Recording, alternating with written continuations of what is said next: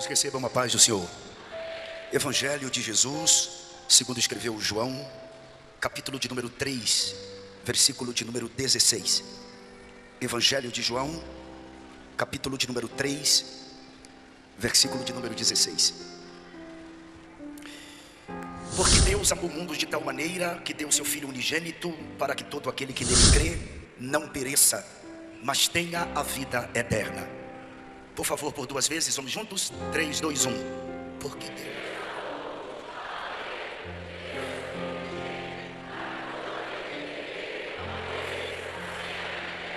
Mais uma vez. Porque Deus...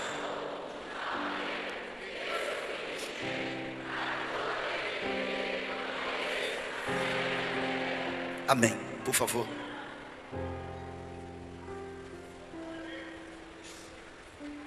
João 3, versículo 16 é conhecido por nós que estudamos a Bíblia como o texto de ouro do Novo Testamento. A realeza e a grandeza que se dá a este texto é porque nele está intrínseco, nele está retratado o indizível amor de Deus por nós.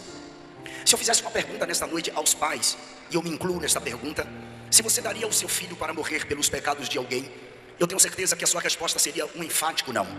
Eu não daria o David nem o Samuel para morrer pelos pecados de absolutamente ninguém. Deus, ele não hesitou, apenas com um único filho, ele o deu para que morresse na cruz do Calvário para efetuar a nossa redenção.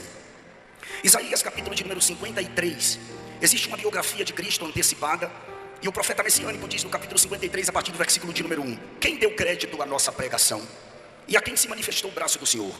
Porque foi subindo como renovo perante ele, como raiz de uma terra seca, não tinha parecer nem formosura, e olhando nós para ele, nenhuma beleza víamos para que o desejássemos. Era desprezado e o mais indigno entre os homens, homem de dores, experimentado nos trabalhos, e como um de quem os homens escondiam o rosto, era desprezado, e não fizemos dele caso algum. Verdadeiramente ele tomou sobre si as nossas enfermidades, e as nossas dores levou sobre si, e nós o reputamos por aflito, ferido de Deus e oprimido. Mas ele foi ferido pelas nossas transgressões e moído pelas nossas iniquidades. O castigo que nos traz a paz estava sobre ele, e pelas suas pisaduras fomos sarados. Todos nós andamos desgarrados como ovelhas, cada um se desviava pelo seu caminho, mas o Senhor fez cair sobre ele a iniquidade de nós todos. Ele foi oprimido, mas não abriu a boca. Como um cordeiro foi levado ao matadouro, e como a ovelha muda perante os seus tosqueadores, ele não abriu a boca. Da opressão e do juízo foi tirado. E quem contará o tempo da sua vida? Porquanto foi cortado da terra dos viventes, e pela transgressão do meu povo foi ele atingido. E puseram a sua sepultura com o ímpio, e com o rico na sua morte. Porquanto nunca fez injustiça, nem houve engano na sua boca. Todavia, ao Senhor agradou moê-lo, fazendo-o enfermar. Quando a sua alma se puser por expiação do pecado, verá a sua posteridade, prolongará os dias, e o bom prazer do Senhor prosperará na sua mão.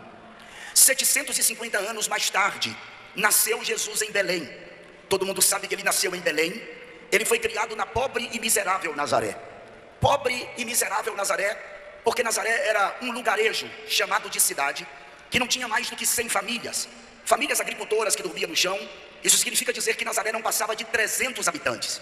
Foi exatamente neste lugar que Jesus foi criado. Muita gente me pergunta em alguns seminários que eu dou: pastor, como que foi a infância de Cristo? Por que a Bíblia omite a infância de Cristo? Só fala apenas quando ele tinha 12 anos de idade, que ele pregou no templo. Existe um propósito para isto? Não existe propósito absolutamente nenhum em a Bíblia omitir a infância de Cristo. E isso porque a infância de Jesus foi como a infância de todo garoto judeu, assim como a sua adolescência, assim como a sua juventude.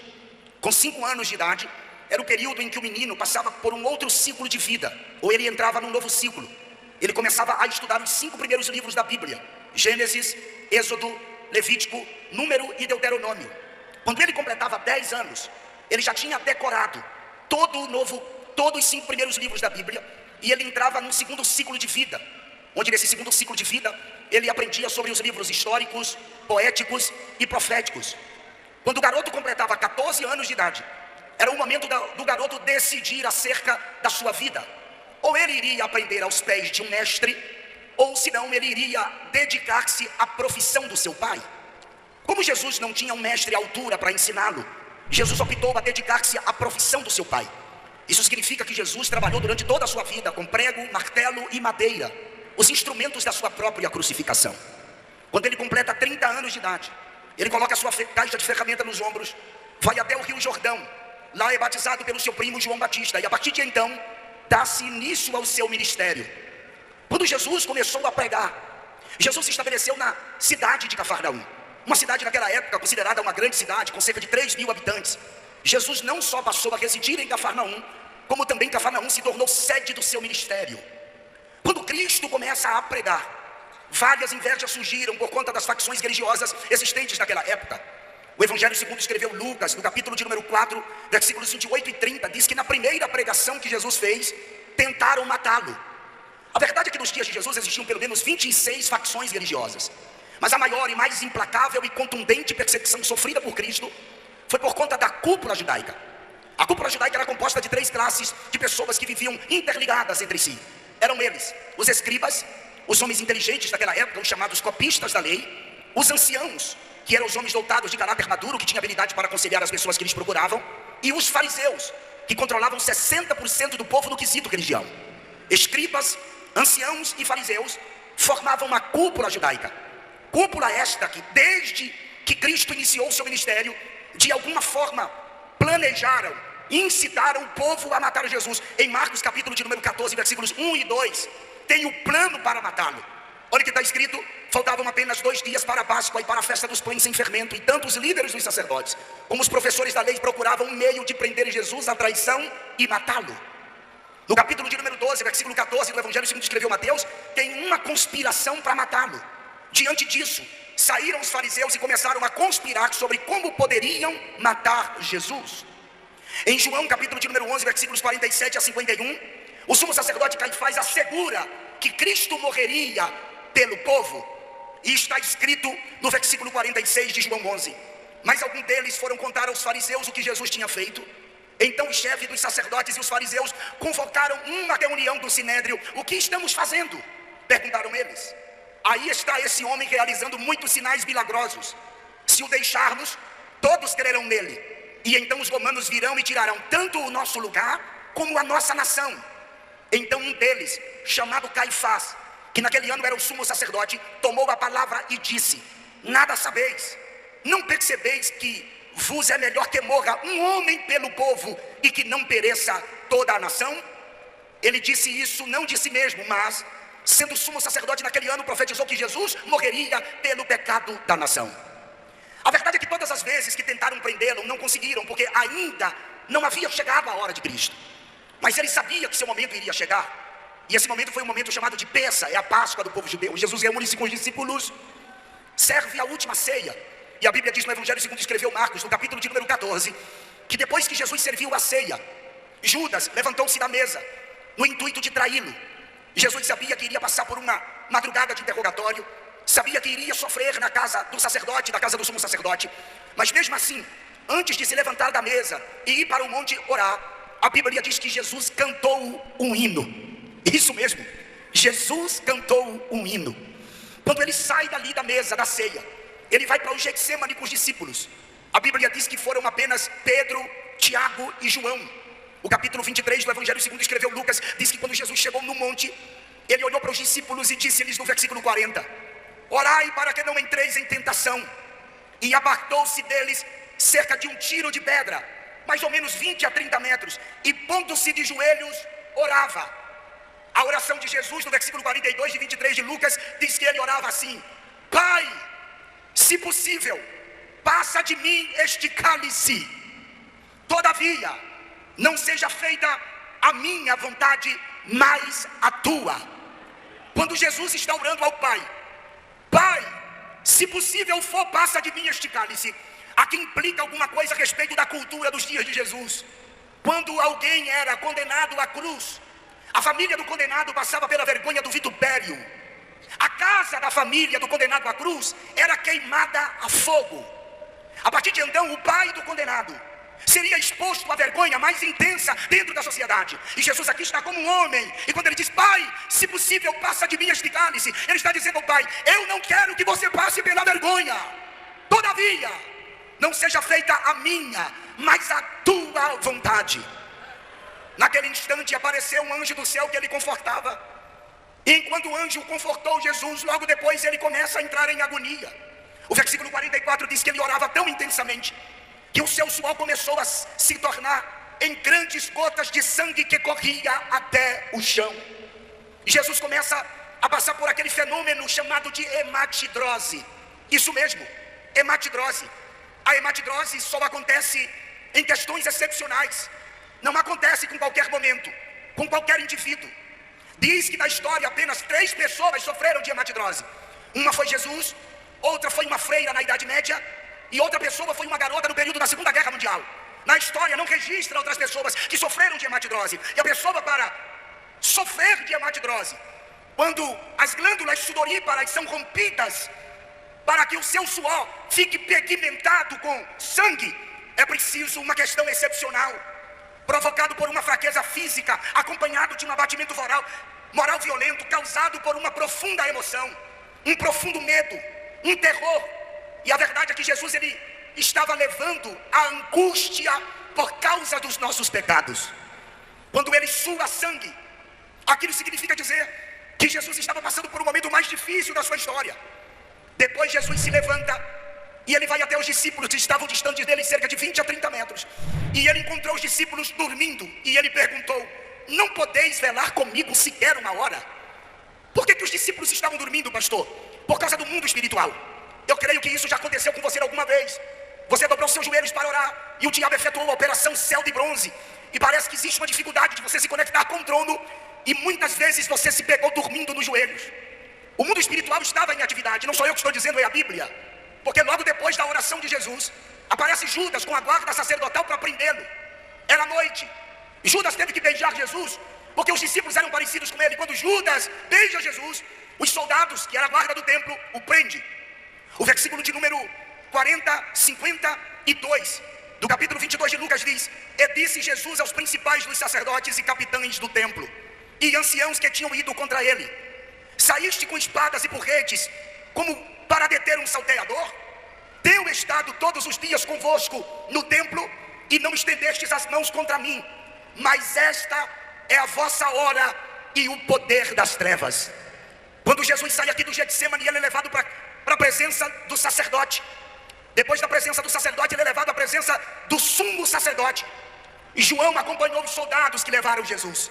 Pedro de longe também acompanhava. A madrugada foi intensa.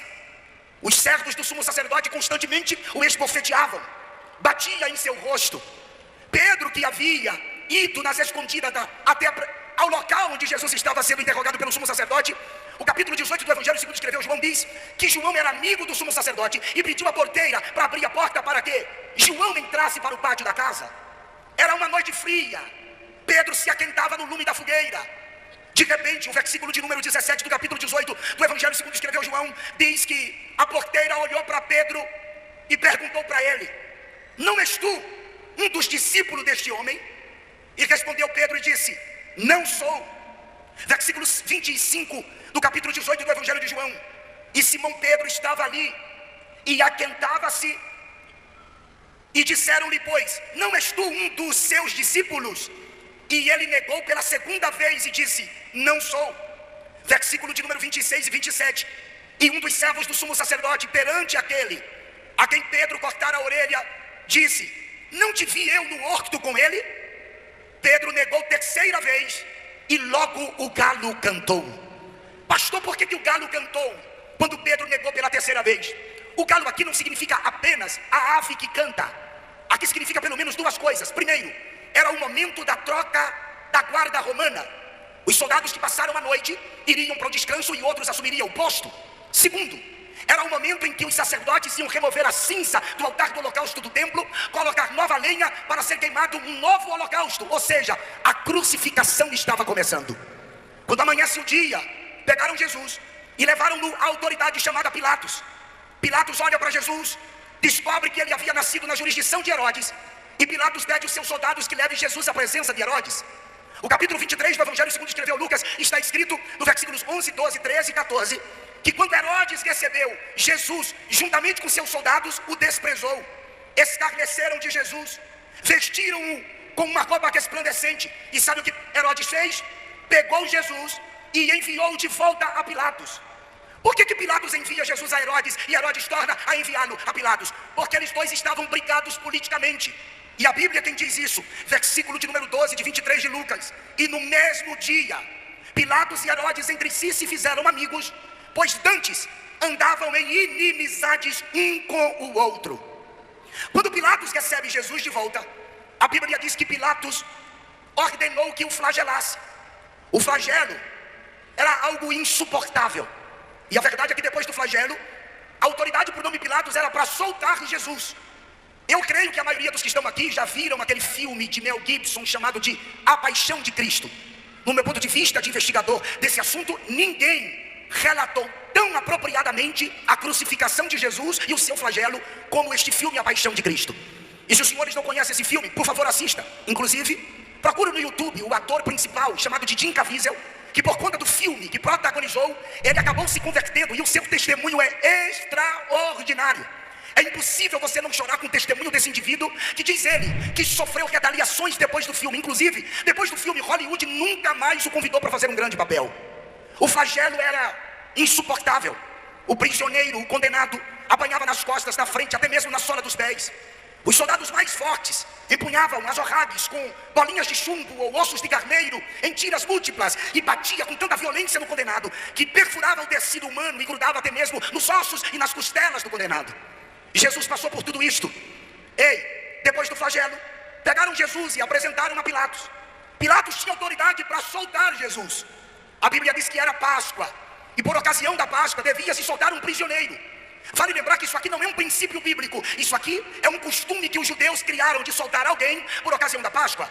O capítulo 18 do Evangelho segundo escreveu João, versículo de número 39. Olha o que Pilatos diz para o povo: mas vós tende por costume que eu vos solte alguém por ocasião da Páscoa. Querei, pois, que eu vos solte o rei dos judeus? Pilatos era para ordenar a soltura de Cristo, mas ele vai perguntar aos judeus o que os judeus gostariam que ele fizesse. Os judeus responderam: nós não queremos que você solte Jesus, nós queremos que você solte Barrabás. Barrabás era um terrorista, um inimigo público, um inimigo do Estado, um indivíduo que havia causado problemas graves para as autoridades daquela época. Mas mesmo assim, o povo disse: nós queremos que você solte a Barrabás. E lógico, dentro do ponto de vista lógico, se eles pediram que soltasse a Barrabás, logo Pilatos devia trancafiar Jesus ou prendê-lo. Só que Pilatos pergunta: e o que eu faço com Cristo? A multidão respondeu: crucifica-o, crucifica-o. Pilatos, que morava na Fortaleza Antônia com a sua esposa Cláudia, perguntou isso estando na parte superior da sua casa. A multidão estava no pátio gritando: crucifica-o, crucifica-o. E Pilatos desce as escadas, vai até o pátio da casa, entrega Jesus no meio da multidão. Dali a multidão assumiu, pois agora Jesus é conduzido até o Gólgota. Da casa de Pilatos até o Gólgota era 1 hora o indivíduo levando a cruz nas suas costas. A verdade é que não era uma cruz, senhores, e por favor, isso aqui é bom que vocês entendam. Não era a cruz inteira, era o patíbulo. O patíbulo da cruz é a parte horizontal, onde se coloca as mãos. O estirpe da cruz, a parte vertical, ficava no monte. E por que não era a cruz inteira, pastor Denilson? Porque ninguém suportava o peso do estirpe e do patíbulo. Porque a cruz inteira pesava aproximadamente 140 quilos. Somente o patíbulo pesava em torno de 60 quilos. O indivíduo não tinha como levar em suas costas, e ele pega o patíbulo e ele vai caminhando em direção ao Gólgota. A multidão fez um corredor móvel até chegar no Monte Caveira. Enquanto ele caminhava, o povo chutava, esbofeteava-o, cuspia ali. Ele estava muito fraco, apático. Ele estava com fome, com sede. A Bíblia diz que ele caiu algumas vezes. Teve um momento que ele caiu, que viram que ele tinha dificuldade de se levantar, e pegaram um homem por nome Simão de Cirene, ou Simão Cirineu, e constrangeram a levar a cruz. Isso aqui vale a sua vida, porque quando a gente não suporta levar a cruz, que está tão pesada, por favor, não desista, porque sempre aparece um Simão Cirineu para nos ajudar. Sempre o Espírito Santo está presente para nos dar uma mãozinha. Ele vai caminhando mesmo assim. Quando chega no monte, deitaram Jesus no estirpe que estava no chão, Pegaram o patíbulo e prenderam no estirpe. E agora os pregos de 8 polegadas são pregados nas mãos de Jesus e nos seus pés. E depois que o prega na cruz, o levanta. E Jesus está no alto do madeiro.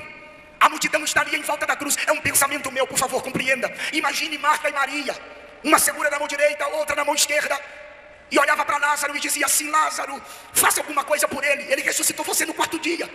Imagine a filha de Jairo, que olhava para ele e dizia: pai, você é uma autoridade, você é um fariseu, ele me ressuscitou, faça alguma coisa. Mas ninguém tinha como livrá-lo daquela cruz. A situação dele era tão deplorável, que ele estava precisando fazer uma oração por aqueles que estavam escarnecendo dele. E ele estava um pouco pendido para frente. Seu oxigênio estava sem, seu cérebro estava sem oxigênio. E ele precisava inspirar, encher o pulmão de ar, raciocinar, para ele poder fazer uma oração por nós. E como ele estava pendido para frente, ele pega pelos pregos, os pregos, e ele levanta o seu corpo, enche o seu pulmão de ar, oxigena o cérebro, e ele faz uma oração dizendo: Pai,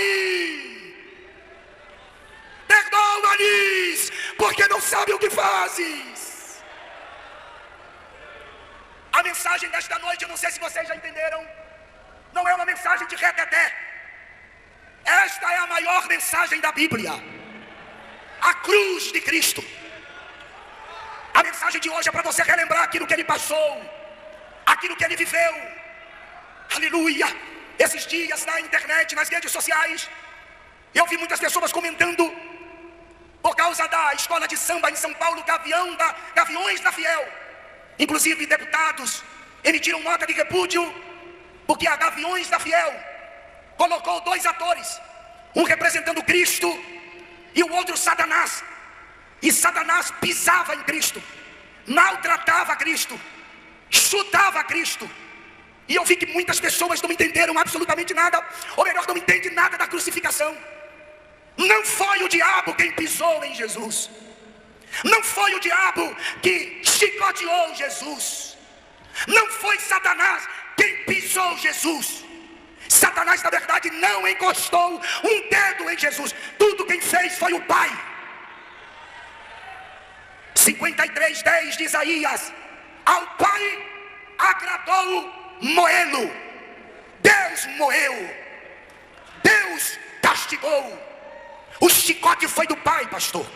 A ira foi do Pai. A cólera foi do Pai. O Pai foi quem fez aquilo com o Filho, e não o diabo. E por que o Pai fez?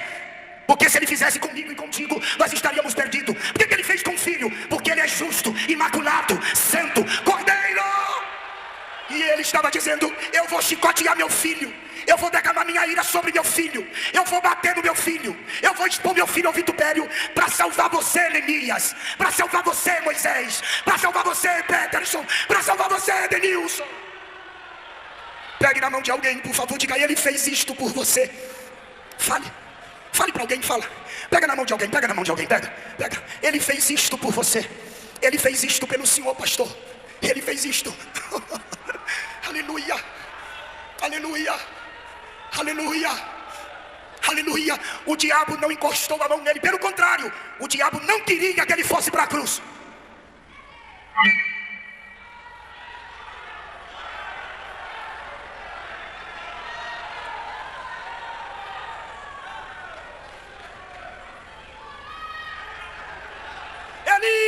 Eli, lama sabachthani. Teve um momento que ele se sentiu só. Lembra que ele havia dito: o Pai está em mim, eu estou no Pai. Mas aqui ele está gritando: por que me desamparaste? Onde estava o Pai? Furioso. Salmo 18. O Pai está furioso. Salmo 18. O Pai está furioso porque quer tirar o Filho da cruz, mas não pode. Os salmos falam de Cristo como nosso Salvador. O Salmo 41 é ele na ceia. O 22 ele está na cruz. O 16 ele está no túmulo. O 18 ele ressuscitou. O 24 que o pastor leu é ele voltando para a glória. No 22 está escrito, olha só o que está escrito no Salmo 22. O que o salmista está vivendo aqui é o que ele vive. Muitos touros me cercaram, fortes touros de Bazã me rodearam. Abriram contra mim suas bocas, como leão que despedaça e que ruge. Como água me derramei, e todos os meus ossos se desconjuntaram. O meu coração é como cera e derreteu-se dentro de mim. Isso fala do amor dele por nós. A minha força se secou como um caco. Ele estava fraco. E a minha língua se apega ao paladar. Me puseste no pó da morte, pois me rodearam cães. O ajuntamento dos malfeitores me cercou. Traspassaram-me as mãos e os meus pés. Pastor Denilson, por que o pai estava tão irado? Porque não podia. Ele podia. É paradoxal, tá? Ele podia tirá-lo da cruz, mas ao mesmo tempo não podia, porque ele nos amou. Deus amou o mundo de tal maneira que deu seu Filho unigênito para que todo aquele que nele crê não pereça, mas tenha vida eterna. O sofrimento dele foi tão intenso, que ele pegou e se rendeu. Ouça isso aqui. Ele se rendeu. Não foi a morte que o matou. A morte não matou Jesus. Foi ele quem se rendeu, dizendo: Pai. O reverendo Moon disse que veio para cumprir aquilo que Jesus não cumpriu, porque Jesus morreu em missão. Ele se enganou. Antes de morrer, Jesus gritou: Pai, está consumado. Em tuas mãos entrego o meu espírito.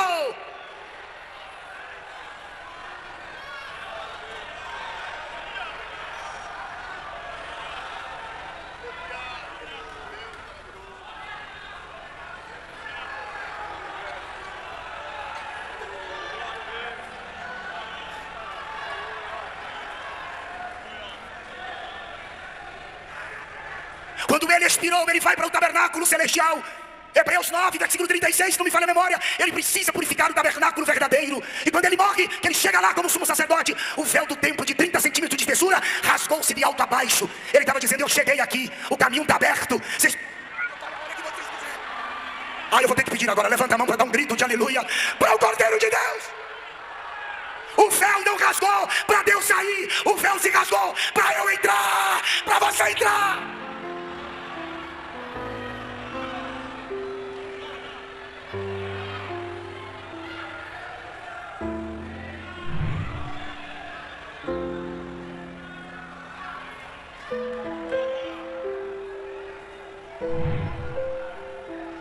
Ele estava dizendo: eu cheguei aqui, eu venci.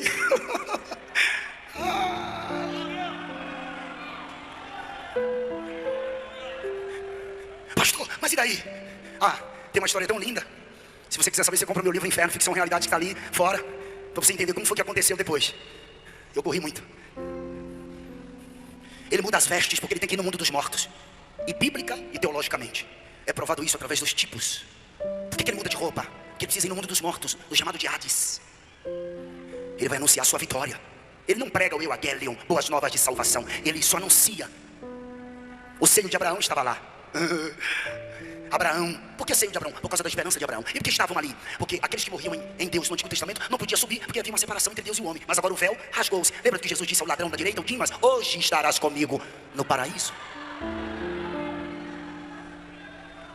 Pensa quando Jesus chegou lá embaixo. Abraão olhou e disse assim: foi a minha fé. Adão olhou e disse assim: eu me vesti com as vestes dele, com a pele dele.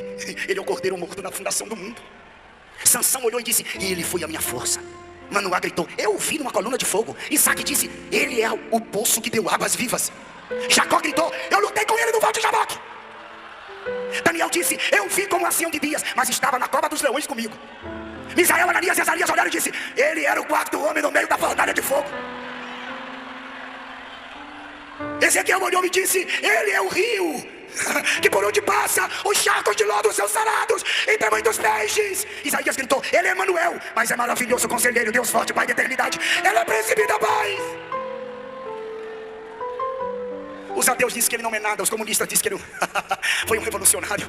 Os panteístas dizem que ele é uma essência. Os maçons dizem que ele foi o arquiteto do universo. Os budistas dizem que ele foi um criador de religião. Os islâmicos acham que ele é menor do que Maomé. Os espíritos dizem que ele é um espírito evoluído. Silvio Santos disse que ele é um político. Se viesse hoje, seria um político como Luiz Inácio Lula da Silva, Ciro Gomes ou outro qualquer. Mas Maria Madalena olhava para ele e dizia: é o rabundi do jardim. Bartimeu disse: é o prazer de enxergar. Lázaro disse: melhor amigo não tem. João disse: é o amor.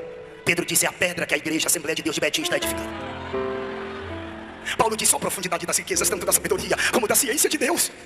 João Batista disse: ele reina em Serra, Elohim, Hanishó, Ed Hatat Haaret. Ele é o Cordeiro de Deus que tira o pecado da terra. E a 14ª escola bíblica de obreiros de Betim, para ela Jesus é quem salva, quem liberta, quem cura, quem batiza com o Espírito Santo. E vai voltar para arrebatar a sua igreja.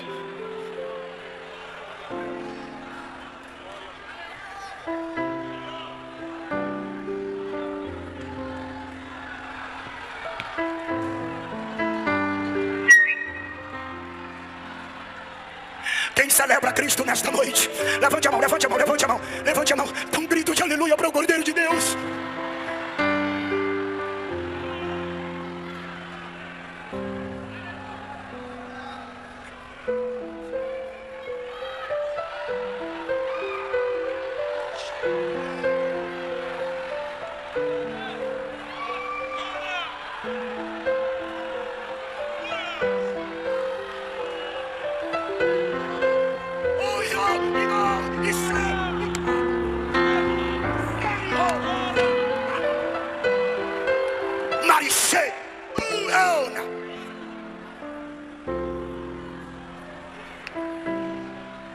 A morte tentou prender ele. Quando ele chegou no mundo dos mortos, Atos dos Apóstolos diz que a morte não são grilhões, cadeias, mas a morte não podia retê-lo, não tinha como prendê-lo. Ele quebrou os grilhões, as cadeias.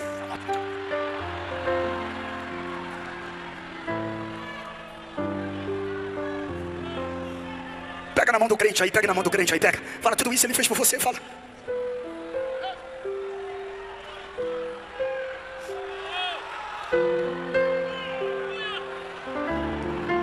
Alguém sente a presença dele. Alguém sente a presença dele. Alguém sente a presença dele. Alguém sente a presença dele. Nas arquibancadas. Alguém sente a presença dele. Alguém sente a presença dele. Então celebre. Celebre a ele. Eu quero terminar a mensagem de pé porque meu tempo está chegando. Fica de pé, fica de pé, fica de pé, fica de pé, fica de pé.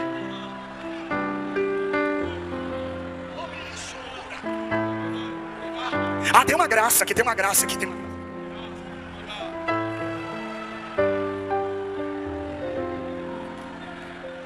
Domingo de manhã cedo, as mulheres do sepulcro. Quem? Maria Madalena. Quando chega no sepulcro, o sepulcro estava vazio, o sepulcro estava aberto. Eu vou repetir, não é porque você não entendeu, é só para grifar na sua mente. Maria Madalena, quando chegou lá com aloés, mirra, cássia, para passar no corpo do morto, porque eles queriam uma ressurreição conforme a profecia de Oséias, mas eles não queriam que o morto ressuscitasse fedendo. Só que Jesus já tinha sido ungido. Quando ela chega lá, a pedra já havia sido removida e o sepulcro estava vazio. E Jesus estava ressuscitado e perguntou para ela: por que você procura dentre os mortos aquele que já ressuscitou? E ela conheceu ele pela voz, porque as ovelhas ouvem a sua voz e seguem. És tu, meu Senhor. Ela vai pegá-lo. Ele disse: não me toques, não me pegues. É o termo grego. Eu ainda não subi a meu pai. Como assim? Ele morreu e não foi lá como sumo sacerdote. Agora ele ressuscitou com o corpo. Ele precisa ir lá para que o pai chancele a ressurreição do corpo. Aí ele vai lá e volta para ficar ainda 40 dias com os discípulos. Porque quando ele ressuscita com o corpo, ele está dizendo assim, pastor José Rodrigues: ó, vai haver uma ressurreição dos mortos, viu? E quando os mortos ressuscitarem, também vai...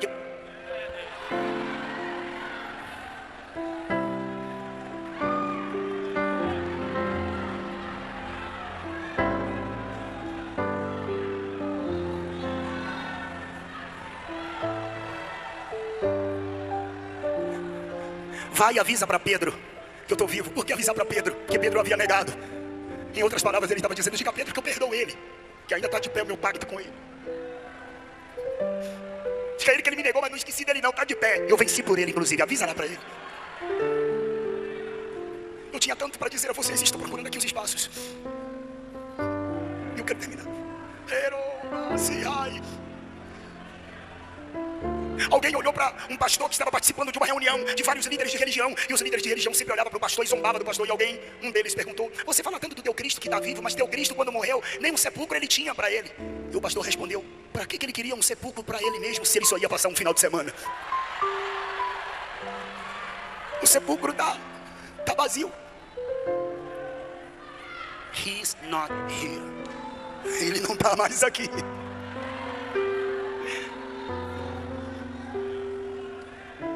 Deixa eu fazer uma pergunta. Fica assim como você está. Você vai me ajudar. Quem se encontra afastado da igreja, que levanta a mão. Faz assim. Pastor, me afastei dos caminhos do Senhor. Faz assim, quero te ver. Quem aqui se afastou dos caminhos do Senhor e se encontra aqui? Faz assim com a tua mão para que eu possa te ver. Alguém? Levante uma das suas mãos para que eu possa te ver. Por favor. O Espírito Santo está te chamando de volta. Vem, eu quero orar por você. Vem. Vem.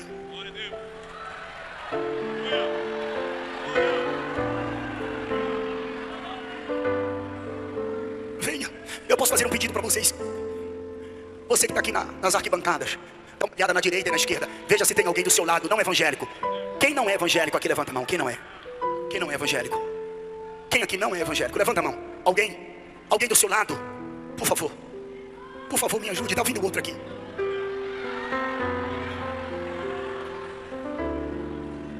Tem mais alguém? Tem mais alguém? Eu pediria por obséquio, ao seu lado esquerdo, direito, alguém que se encontra afastado, afastada. Cadê? Traz ele aqui. Eu quero orar por você. Vem. O Espírito Santo está te chamando. Vem. Vem. Vem, vem, vem, vem, vem, vem, vem. Ouvir o meu Senhor bater na porta e o meu coração queimou. Ouvir o meu Senhor bater na porta e o meu eu não vou parar. Vem, gastarei. Traz, traz, traz. Traz ele, traz.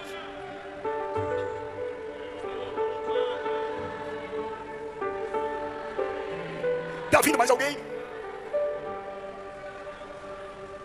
Muitos querem suas mãos, nós queremos os seus pés.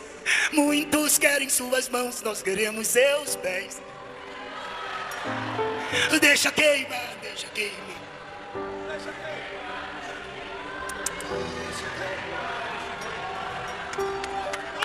Yeah! Deixa queimar, deixa queimar. Deixa queimar, deixa queimar. Deixa queimar, deixa queimar.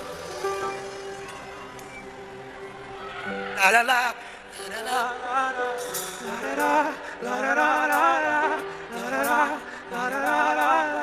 Traz ele, traz. Traz ela. Traz.